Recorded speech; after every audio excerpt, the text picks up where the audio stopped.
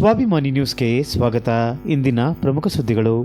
ಇದೇ ಬರುವ ಡಿಸೆಂಬರ್ 29ರಂದು ಸಾಗರದ ಗಣಪತಿ ಅರ್ಬನ್ ಕೋಆಪರೇಟಿವ್ ಬ್ಯಾಂಕಿನ ಆಡಳಿತ ಮಂಡಳಿಯ ನಿರ್ದೇಶಕರ ಚುನಾವಣೆಯಲ್ಲಿ ತಾರತಮ್ಯ ಎಸಗಲಾಗುತ್ತಿದೆ. ಬ್ಯಾಂಕಿನ ಈಗಿನ ಸಿಇಒರವರು ಈಗಿನ ಆಡಳಿತ ಮಂಡಳಿಯ ಅಧ್ಯಕ್ಷರು ಮತ್ತು ಉಪಾಧ್ಯಕ್ಷರ ತಂಡಕ್ಕೆ ಮತದಾರರ ಪಟ್ಟಿಯನ್ನು ಗೌಪ್ಯವಾಗಿ ನೀಡಿದ್ದಾರೆ ಎಂದು ಆರೋಪಿಸಿ ಈ ಕೂಡಲೇ ಇವರನ್ನು ವಜಾ ಮಾಡಬೇಕು ಎಂದು ಗಣಪತಿ ಬ್ಯಾಂಕಿನ ಚುನಾವಣೆಗೆ ಸ್ಪರ್ಧಿಸಿರುವ ಪತ್ರಕರ್ತ ಹಿತಕರ್ ಜೈನ್ ಮತ್ತು ಇತರರು ಬ್ಯಾಂಕ್ ಮುಂದೆ ಪ್ರತಿಭಟನೆ ನಡೆಸಿ ಚುನಾವಣಾ ಅಧಿಕಾರಿಗಳಿಗೆ ದೂರು ನೀಡಿದ್ದಾರೆ. ಈ ಸಂದರ್ಭದಲ್ಲಿ ನಾಗರಾಜ್ ಮಾತನಾಡಿ, ಸಿಇಒ ಚುನಾವಣಾ ತಾರತಮ್ಯ ಎಸಗಿದ್ದಾರೆ, ಇದು ಖಂಡನೀಯ ಎಂದು ತಿಳಿಸಿದರು. ಚುನಾವಣಾ ಅಧಿಕಾರಿಗಳು 24 ಗಂಟೆಗಳ ಒಳಗಾಗಿ ಈ ಬಗ್ಗೆ ಕ್ರಮ ಕೈಗೊಳ್ಳಬೇಕು, ಇಲ್ಲವಾದರೆ ಅಮರಣಾಂತ ಉಪವಾಸ ಸತ್ಯಾಗ್ರಹ ನಡೆಸಲಾಗುವುದು ಎಂದು ತಿಳಿಸಿದರು. ಈ ಸಂದರ್ಭದಲ್ಲಿ ಗಣಪತಿ ಬ್ಯಾಂಕಿನ ಚುನಾವಣಾ ಸ್ಪರ್ಧಾಳುಗಳಾದ ಲಿಂಗಣ್ಣ, ಮಧುಮಾಲತಿ, ರಾಮು, ಪ್ರೇಮಾ, ಕಿರಣ್ ಸಿಂಗ್, ಉದಯ್ ಕಾಮತ್, ಗುರು ಬಸವನಗೌಡ, ಕುಸುಮಾ ಸುಬ್ಬಣ್ಣ, ಜಯರಾಜ್ ಮುಂತಾದವರಿದ್ದರು. ನಾಗರಾಜ್ ಅವರು ಹೇಳ್ದಂಗೆ ಮತದಾರರ ಪಟ್ಟಿ ನೀಡುವಲ್ಲಿ ತಾರತಮ್ಯ ಮಾಡಿದ್ದಾರೆ. ಏನು ಆಡಳಿತದಲ್ಲಿರ್ತಕ್ಕಂಥ ಅಧ್ಯಕ್ಷರು, ಮಾಜಿ ಅಧ್ಯಕ್ಷರುಗಳಿಗೆ ಫೋನ್ ನಂಬರ್ ಸಹಿತ ಪರಿಪೂರ್ಣ ವಿಳಾಸ ಪಟ್ಟಿಯನ್ನು ಗೌಪ್ಯವಾಗಿ ಕೊಟ್ಟಿದ್ದಾರೆ. ನಾವು ಹೇಳೋದು ಚುನಾವಣಾ ಅಧಿಕಾರಿಗಳು ಮಾತ್ರ ಆ ಚುನಾವಣಾ ಪಟ್ಟಿಯನ್ನು ಕೊಡಬೇಕಾಗಿತ್ತು, ಮತದಾರರ ಅರ್ಹ ಪಟ್ಟಿಯನ್ನು. ಆದರೆ ಆ ಅರ್ಹ ಪಟ್ಟಿಯನ್ನು ಚುನಾವಣಾಧಿಕಾರಿಗಳು ಕೊಡೋದ್ರ ಜೊತೆಗೆ ಈ ಸಿಒ ಆಗಿದ್ದವರು ಗೌಪ್ಯವಾಗಿ ಎದುರಾಳಿಗಳಿಗೆ, ಅಂದರೆ ಏನು ಇವತ್ತು ಆಡಳಿತದಲ್ಲಿರೋ ಅಧ್ಯಕ್ಷರು, ಉಪಾಧ್ಯಕ್ಷರ ಒಂದು ತಂಡಕ್ಕೆ ಕೊಟ್ಟಿದ್ದಾರೆ. ಅದೇ ಹಳಬರು ಆಡಳಿತದಲ್ಲಿರ್ತಕ್ಕಂಥ ನಿರ್ದೇಶಕರು 4 ಜನ ನಮ್ಮ ಜೊತೆಗೂ ಇದ್ದಾರೆ, ಅವ್ರಿಗೆ ಕೊಡಲಿಲ್ಲ. ಕಳೆದ ಸಾರಿನೂ ಇದೇ ರೀತಿ ಮಾಡಿದ್ರು. ನಾವೆಲ್ಲ ಗೌರವಿತವಾಗಿ ಸೋಲೋದಕ್ಕೆ ಕಾರಣ ಇದೇ ಆಗಿತ್ತು. ಕಾರಣ ಅವ್ರು ಇಷ್ಟಿದೆ ಫೋನ್ ನಂಬರ್ ಇರ್ತಕ್ಕಂಥ ಪಟ್ಟಿಯನ್ನ ಹಿಂದಿನ ಸಾರಿನೂ ಕೊಟ್ಟಿದ್ರು. ನಮ್ಮ ಗುಂಪಿನಲ್ಲೂ ಒಬ್ಬ ಪ್ರಭಾವ ಬೀರಿಸಿಕೊಂಡಿದ್ದ. ಅದೇ ರೀತಿ ಈ ಬಾರಿ ಏನು ಆಡಳಿತದಲ್ಲಿದ್ದಾರೆ ಅವರು ಸಂಪೂರ್ಣ ಪ್ರಭಾವವನ್ನು ಬೀರಿ ಅವರೇ ಮತ್ತೆ ಇದೇನಂತ ತಿಳ್ಕೊಂಡಿದ್ದಾರೆ ಅಂದ್ರೆ ನಿರಂತರವಾಗಿ ಇವರೇ ಇರಬೇಕಿಲ್ಲಿ, ಇವರದೇ ಆಸ್ತಿ ರೀತಿಯಲ್ಲಿ ಮಾಡ್ತಾ ಇದ್ದಾರೆ. ನಮಗೆ ಬ್ಯಾಂಕಿನ ಬಗ್ಗೆ ಗೌರವವಿದೆ, ಬ್ಯಾಂಕಿನ ಆಡಳಿತ ಮತ್ತೆ ಅಲ್ಲಿಯ ಗೌಪ್ಯತೆ ಕಾಪಾಡೋದ್ರ ಬಗ್ಗೆ ಅರಿವಿದೆ. ಈ ಒಂದು ಹೆಂಗೆ ನಿರ್ವಹಣೆ ಮಾಡಬೇಕು ಅಂತಕ್ಕಂಥ ಎಲ್ಲ ರೀತಿಯ ತರಬೇತಿಯನ್ನ ನಾವು ಈಗಾಗಲೇ ಪಡ್ಕೊಂಡಿದ್ದೀವಿ. ನಾವು ಗೆಲ್ಲದು ಬಿಡೋದು ಮತದಾರರು, ಷೇರುದಾರರ ಒಂದು ಅಭಿಪ್ರಾಯವನ್ನ 29ರ ನಂತರ ಅದು ಘೋಷಣೆ ಆಗುತ್ತೆ. ಆದರೆ ಏನು ಇಲ್ಲಿ ಅಧಿಕಾರ ನಡೆಸ್ತಾ ಇದ್ದಾರೆ, ಸಿಒ ಆಗಿದ್ದಾರೆ, ಅವರು ಯಾವುದೇ ರೀತಿಯ ಈ ರೀತಿ ತಾರತಮ್ಯ ಮಾಡಬಾರ್ದು.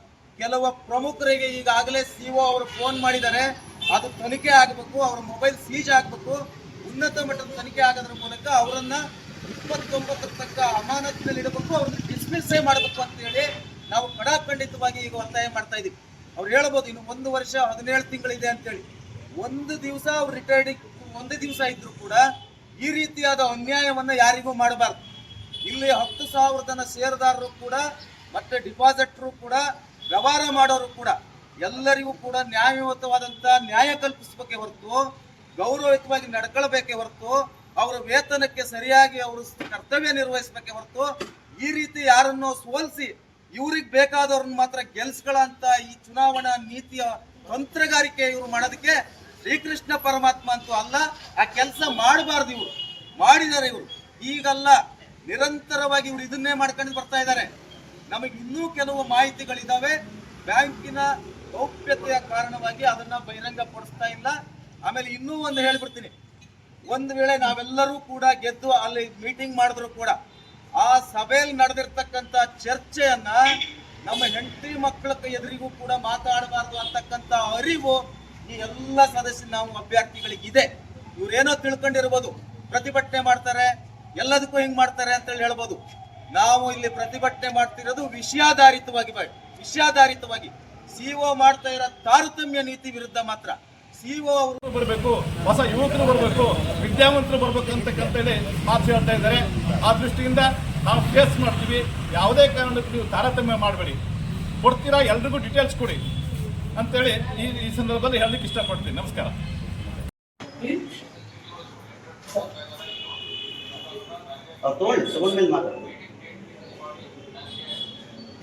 ಕರಡು ಪ್ರತಿಯನ್ನು ನಾವು ಕೊಟ್ಟಿದ್ದಾರೆ.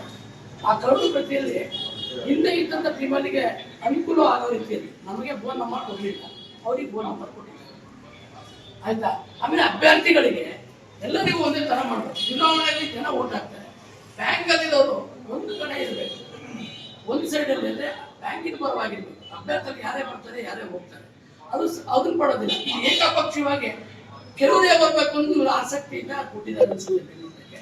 ಅಧಿಕಾರಿಗಳು ಅದನ್ನ ಇಮಿಡಿಯೇಟ್ಲಿ ಕರೆದು ನಮಗೂ ಕೂಡ ನಾವು ಕೊಟ್ಟಂತ ಪಟ್ಟಿ ಲೆಕ್ಕದಲ್ಲಿ ನೀವು ಕೊಡಬೇಕು ಅನ್ನೋದನ್ನು ಕೂಡ ಅಧಿಕಾರಿಗಳ ಹತ್ರ ಅಪೀಲ್ ಮಾಡ್ತಾ ಇದ್ದೀವಿ.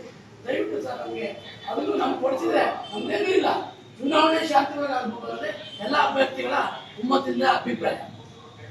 ಇದು ಚುನಾವಣಾ ನೀತಿ ಸಂಹಿತೆ ಉಲ್ಲಂಘನೆ ಆಗಿದೆ. ನೀಡುವಲ್ಲಿ ತಾರತಮ್ಯ ಮಾಡ್ಯಾರ ಅಂತ ಹೇಳಿ ಚುನಾವಣಾ ಅಧಿಕಾರಿಗಳು ಮಾಡಿದ್ದಲ್ಲ, ಬ್ಯಾಂಕಿನ ಅಧಿಕಾರಿಗಳ ಕೈಚಳಕ ನಡೆದಿದೆ ಅಂತ. ಅದಕ್ಕೆ ನಮ್ಮ ಮನವಿ ಏನಂತಂದ್ರೆ, ಈ ನಿರ್ದೇಶಕರ ಸ್ಥಾನಕ್ಕೆ ಅಭ್ಯರ್ಥಿಗಳಾದವರು ಎಲ್ಲರೂ ಸೇರಿ ನಾವು ಈಗ ಈ ಬ್ಯಾಂಕಿನ ಸಿಒ ಅವರು ತಪ್ಪು ಮಾಡಿದ್ದಾರೆ, ಅದು ಸಿಬ್ಬಂದಿ ಮಾಡಿರ್ಲಿ ಯಾರೇ ಮಾಡಿರ್ಲಿ, ಸಿಒ ತಪ್ಪು ಮಾಡಿದ್ರೆ ಚುನಾವಣೆ ಆಗಲಿವರೆಗೂ ಅವ್ರನ್ನ ಅಮಾನತ್ ಮೇಲೆ ಇಡಬೇಕು, ತನಿಖೆ ಮಾಡಬೇಕು, ಮತ್ತೆ ನಮಗೂ ಆ ಪಟ್ಟಿಯನ್ನು ಕೊಡಿಸ್ಬೇಕು ಅಂತೇಳಿ ಚುನಾವಣೆ ನ್ಯಾಯಯುತವಾಗಿ ಆಗುತ್ತೆ. ಇವತ್ತಿನ ಹೊಸ ಕಾಯ್ದೆ ಪ್ರಕಾರ ಚುನಾವಣೆ ನೀತಿ ಸಂಹಿತೆ ಏನಿದೆ ಅಂತಂದ್ರೆ, ನಾವೇನಾದ್ರು ನಾಮಪತ್ರ ಸಲ್ಲಿಸಕ್ ಬಂದ್ರೆ ಅಭ್ಯರ್ಥಿಗಳು ಎಲ್ಲಾದ್ರೂ ತಪ್ಪು ಬರೆದ್ರು ಕೂಡ ಚುನಾವಣಾ ಅಧಿಕಾರಿಗಳೇ ಸರಿ ಮಾಡಿಸಿ ಅದನ್ನ ತಗೋಬೇಕು ಅಂತಕ್ಕಂಥ ಕಾಯ್ದೆ ಬಂದ ಮೇಲೆ ಯಾಕೆ ಬಂದಿದೆ ಅಂತಂದ್ರೆ, ಯಾರಿಗೂ ಕೂಡ ಅವರ ಹಕ್ಕು ಚ್ಯುತಿ ಆಗಬಾರ್ದು ಅಂತ. ಎಲ್ಲೋ ಒಂದು ನಂಬರ್ ತಪ್ಪು ಬರೆದ್ರು ಕೂಡ ಆ ಪಟ್ಟಿಯನ್ನು ಅವರೇ ಪರಿಶೀಲಿಸಿ ಇದು ಸರಿ ಇಲ್ಲ, ಸರಿ ಮಾಡ್ಕೊಂಡ್ ಬಂದ ಮೇಲೆ